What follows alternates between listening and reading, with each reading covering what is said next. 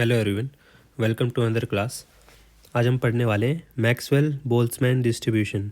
आज की क्लास में हम कोई भी मैथमेटिकल इक्वेशन नहीं देखेंगे, जस्ट एक आइडिया लेंगे कि अगर आपको कोई पूछे कि मैक्सवेल बोल्ट्जमैन डिस्ट्रीब्यूशन होता है तो आप उसको एक बड़े ही सरल तरीके से बता सको कि होता क्या है मोटा मोटा। ठीक है, तो वो समझेंगे अपन। तो मैक्सवेल बोल्ट्जमैन इक्वेशन, ठीक है, मैक्सवेल बोल्ट्जमैन डिस्ट्रीब्यूशन, ठीक है। सिर्फ हम समझेंगे डिस्ट्रीब्यूशन के बारे में, इक्वेशन को बाद में करेंगे हम, ठीक है।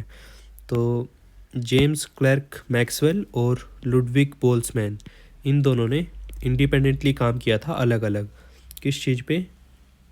इन लोगों ने ये बताया था कि जब एयर फ्लो करती है, आपके आसपास हवा चल रही होती है, तो उसके अंदर कई एयर पार्टिकल्स होते हैं। कुछ मॉलिक्यूल्स होते हैं उसमें नाइट्रोजन के, कुछ मॉलिक्यूल्स होते हैं हाइड्रोजन के और ऑक्सीजन के, आर्गन के।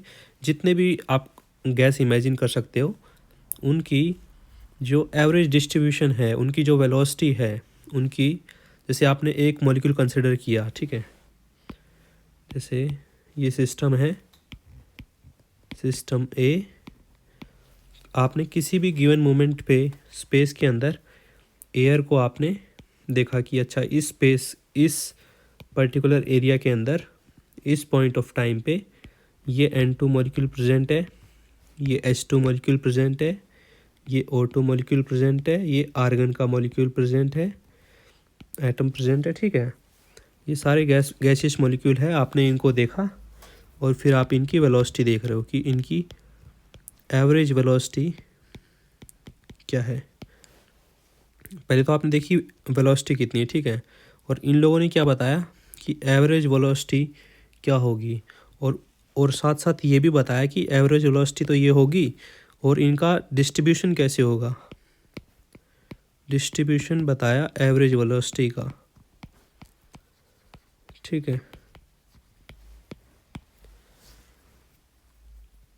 और जेम्स क्लर्क मैक्सवेल ने काफ़ी चीज़ों पे काम किया है। इनका मैक्सवेल इक्वेशन भी काफ़ी फेमस है। 3 इक्वेशन इन्होंने दिए थे मैक्सवेल इक्वेशन, वो भी काफ़ी फेमस है इनके। और लेकिन इन दोनों जो ये काम किया था, मैक्सवेल ने और बोल्ट्जमैन ने, एक ही चीज़ बताई, किसके बारे में? Distribution of speed of air particles. और इन्होंने एयर पार्टिकल्स को क्या कंसिडर किया था? आइडियल गैस पार्टिकल्स, ठीक है। इन्होंने बताया कि जब आप गैस को आइडियल मान लेते हो तब उनका डिस्ट्रीब्यूशन कैसे होगा, उनकी जो स्पीड है, स्पीड, उसका डिस्ट्रीब्यूशन कैसे होगा, ठीक है। और ये याद रखना, इन्होंने अलग अलग काम किया था, लेकिन ये जो जो रिज़ल्ट पे आए वो इनका सेम रिज़ल्ट आया था, ठीक है। तो अभी इसकी स्टडी के लिए हम कंसिडर करते हैं दो सिस्टम।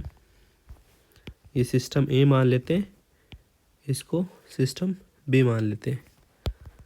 सिस्टम ए, सिस्टम बी। लेकिन इससे पहले एक और चीज़ समझ लेते हैं।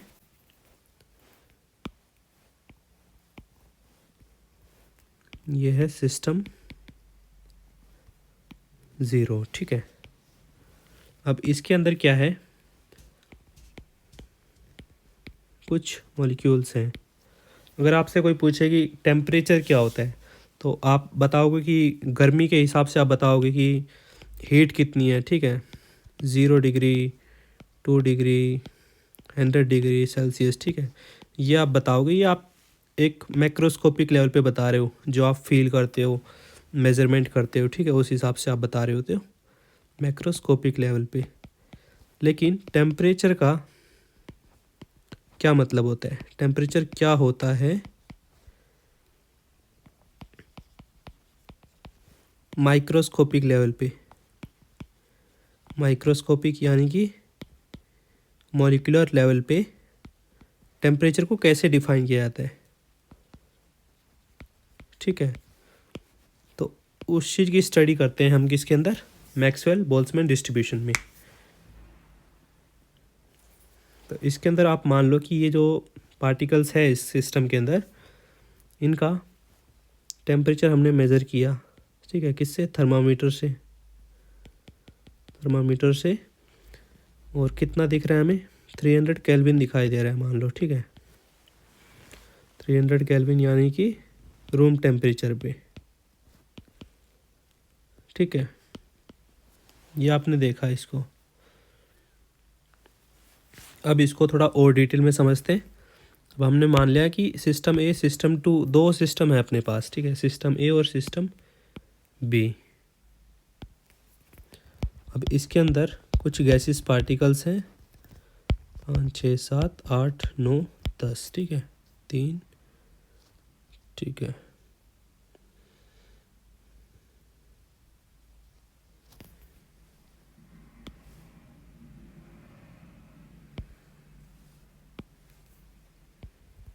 ठीक है, 1 2 3 4 5 6 7 8 9 10, ठीक है।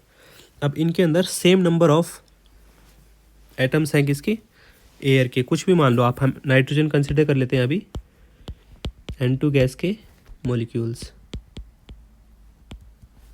इन दोनों सिस्टम में है, ठीक है, सिस्टम ए भी और सिस्टम बी में भी, ठीक है। अब सिस्टम ए का टेम्परेचर है 300 केल्विन और सिस्टम बी का टेम्परेचर है 200 केल्विन। तो अब ये बताइए कि किस सिस्टम में जो ये मॉलिक्यूल्स है N2 गैस के मॉलिक्यूल्स, ये जो मॉलिक्यूल्स हैं, ये जो गैसेस मॉलिक्यूल आप देख पा रहे हो, ये सब, इनका जो स्पीड है वो कितनी होगी, ठीक है, किसकी ज़्यादा होगी। ऑफ कोर्स सिस्टम ए की ज़्यादा होगी, और ये हमने कैसे बताया, क्योंकि इसका टेम्परेचर ज़्यादा है, ठीक है। तो अब इसको थोड़ा समझिए कि ये सब रैंडम डायरेक्शन में मूव कर रहे होते हैं मॉलिक्यूल्स, ठीक है, ये सब रैंडम डायरेक्शन में मूव कर रहे होते हैं, बोथ सिस्टम ए में भी और सिस्टम बी में भी। लेकिन जो सिस्टम ए है, सिस्टम ए के अंदर जो एवरेज वेलोसिटी है, average velocity of molecules in system A is greater than average velocity of molecules in system B, ठीक है।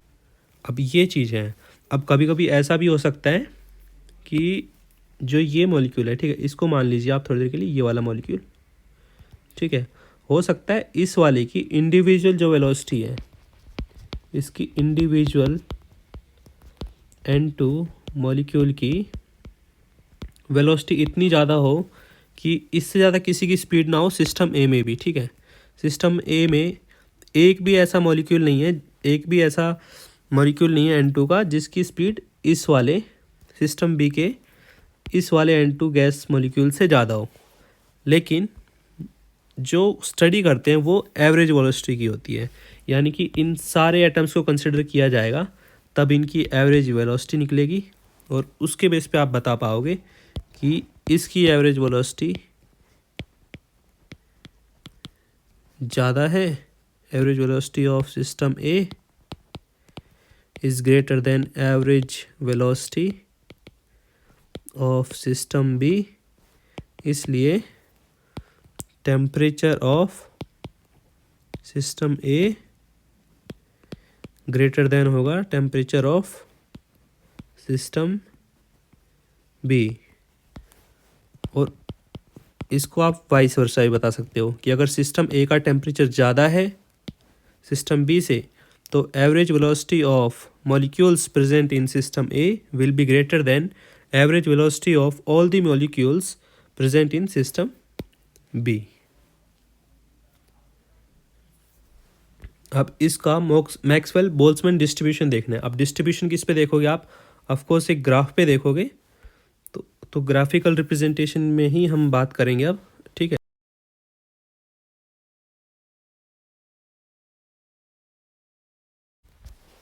एक्स एक्सिस पे अपने पास स्पीड और वाई एक्सिस पे अपने पास number of gas particles, number of gas molecules, ये N2 मॉलिक्यूल्स है तो N2 मॉलिक्यूल्स। अब देखिए अपने पास सिस्टम ए था तो ये सिस्टम ए का ग्राफ हो गया। दूसरा है अपने पास सिस्टम बी, ये ठीक है। अब सिस्टम ये किसका होगा, सिस्टम ए का, और ये किसका होगा, सिस्टम बी का। अब देखिए सिस्टम ए है जो, उसकी जो पीक है वो सिस्टम बी से कम है। ऐसा क्यों? क्योंकि ये अपने पास सिस्टम ए था और ये अपने पास सिस्टम बी था, ठीक है। अब सिस्टम ए का क्या था, टेम्परेचर ज़्यादा था 300 केल्विन, और सिस्टम बी का कितना था 200 केल्विन। तो अब देखिए क्योंकि इनके अंदर जो एटम्स प्रेजेंट थे, ठीक है, 3 3 6 7 8 9 10, 4 5 6 7 8 9 10, ठीक है। अब जो नंबर ऑफ गैसेस मॉलिक्यूल है, नंबर ऑफ N2 मॉलिक्यूल्स हैं दोनों में, वो तो सेम है, ठीक है। इस वजह से जो एरिया अंडर दी जो कर्व है वो भी सेम होगा, ठीक है, वो भी सेम होगा। और जो स्पीड है, ये देखिए एवरेज स्पीड है ये, ठीक है, ये वाली बीच में बिल्कुल यहाँ पर ये एवरेज स्पीड है, ठीक है, एवरेज स्पीड ऑफ मॉलिक्यूल। अब सिस्टम बी की कम स्पीड होगी क्योंकि इसका टेम्परेचर कम है, तो इसकी स्पीड क्या होगी, जो एवरेज स्पीड है मॉलिक्यूल की, एवरेज स्पीड ऑफ मॉलिक्यूल वो भी कम होगी, ठीक है। और इसकी क्या होगी, ज़्यादा होगी, ज़्यादा एवरेज स्पीड। अब देखिए स्पीड और वेलोसिटी को यहाँ पर ज़्यादा वो कंसिडर मत करना क्योंकि सेम चीज़ मान के चलो अभी आप इसको, वेक्टर है ये और ये, बस वही चीज़ है और तो कुछ नहीं। कुछ कहो आप, लेकिन आप समझ जाओ कि हम स्पीड की बात कर रहे हैं, उसकी कितनी तेज़ वो भाग रहा है, ठीक है, इस चीज़ की बात कर रहे हैं कि मॉलिक्यूल्स कितनी तेज़ भाग रहा है, ठीक है। अब इस बी सिस्टम में स्पीड कम है इसकी, ठीक है, और सिस्टम ए में स्पीड ज़्यादा है, ठीक है। ये हमने देखा एक्स एक्सिस के लॉन्ग और ये वाई एक्सिस के लॉन्ग, ठीक है। तो एरिया अंडर द कर्व क्या होगा, सेम होगा। अगर जो हमारा सिस्टम ए है इसका टेम्परेचर हम 300 केल्विन से बढ़ा के 400 केल्विन कर देते हैं या फिर 500 केल्विन कर देते हैं, तो क्या होगा, जो एक ग्राफ है अपने पास, अब ये जो ग्राफ है ये कुछ ऐसा दिखेगा अब, ठीक है।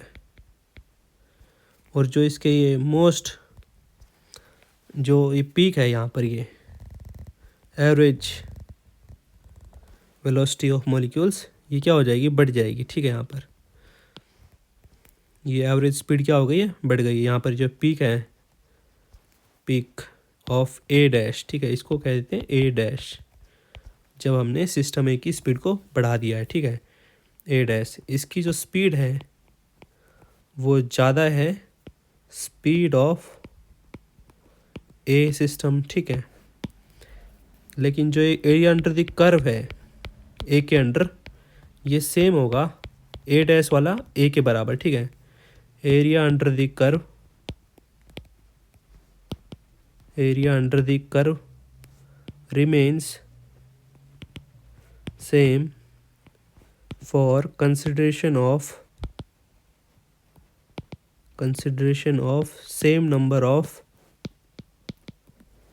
same number of gaseous molecules, ठीक है। अब एक और इंटरेस्टिंग चीज़ देखते हैं कि कितना स्पीड हो सकता है, मतलब कितना स्पीड है एक गैसियस मॉलिक्यूल की। तो देखिए ये अपने पास कर्व है, हमने बनाया था ये ए, ये बनाया था हमने बी, ये देखा था यहाँ पर क्या, ये स्पीड ऑफ ए, ये most probable speed of B, ये most probable speed of A. ठीक है, यहाँ था speed along the X axis, along the Y axis था अपने पास नंबर ऑफ गैस मॉलिक्यूल्स। ये हमने देखा था 300 केल्विन पे। अब ये चीज़ मुझे बहुत अमेजिंग लगती है कि 300 केल्विन यानी कि रूम टेम्परेचर पे जब आप बैठे हो तो आपके आसपास जो हवा चल रही है उसके अंदर जो एटम्स है, उसके अंदर जो N2 मॉलिक्यूल्स हैं, उनकी जो स्पीड है वो कितनी है, 422 मीटर पर सेकेंड। ठीक है, 422 मीटर पर सेकेंड। और अगर इसको आप माइल में कन्वर्ट कर देते हो, ठीक है, तो ये बराबर हो जाता है 944 माइल्स के आसपास। और आप इसको कन्वर्ट कर सकते हो माइल्स को किस में, किलोमीटर में। कैसे करोगे, एक मील कितना होता है, 1.6 किलोमीटर के बराबर। तो इसको कर लेना और फिर आपको किलोमीटर में भी पता चल जाएगा कि कितनी स्पीड से भगती है आपके आसपास जो एटम्स की मॉलिक्यूल्स होते हैं हवा में, कितने वो स्पीड आपकी बॉडी को स्ट्राइक कर रहे होते हैं। लेकिन होता क्या है कि जो एटम्स होते हैं, जो गैसियस एटम्स होते हैं, वो इतने स्मॉल मास के होते हैं कि उनकी जो प्रेशर होता है आपकी बॉडी पे आपको फील नहीं होता है। ठीक है, वो आप फील नहीं कर पाते हो। लेकिन कोई अगर सॉलिड चीज़ है तो सॉलिड के अंदर क्या होता है, मास होता है। तो उसके अंदर जब मॉलिक्यूल्स इतनी स्पीड से भागते हैं, मतलब देखिए कोई भी गैसियस मॉलिक्यूल है वो 300 केल्विन पे कितनी तेज़ भाग रहा है, ये आपको आइडिया लग गया। 944 मील की स्पीड से भाग रहा है वो, एक घंटे में 944 माइल जितनी दूरी कवर कर सकता है एक एटम इन एयर। ठीक है, तो अगर कोई सॉलिड चीज़ है, अगर उसका टेम्परेचर आपने 500 केल्विन कर दिया तो सोचिए कितनी स्पीड होगी उसकी, मतलब वो आपकी बॉडी के अंदर कितनी स्पीड से वो मॉलिक्यूल जाएगा। ठीक है, तो इस वजह से ऐसा होता है कि आपको एकदम टेम्परेचर बहुत ज़्यादा फील होता है, क्योंकि जो मॉलिक्यूल्स हैं वो इतनी स्पीड से भाग रहे होते हैं और उनके पास अब मास भी है, कंसिडरेबल अमाउंट ऑफ मॉलिक्यूल्स आपके बॉडी के अंदर आते हैं और वो जैसे ही स्ट्राइक करते हैं तो आपको वो प्रेशर फील होता है और उस प्रेशर की वजह से आपको वो टेम्परेचर फील होता है। तो उम्मीद है आपको आज की क्लास समझ में आई होगी। Thank you.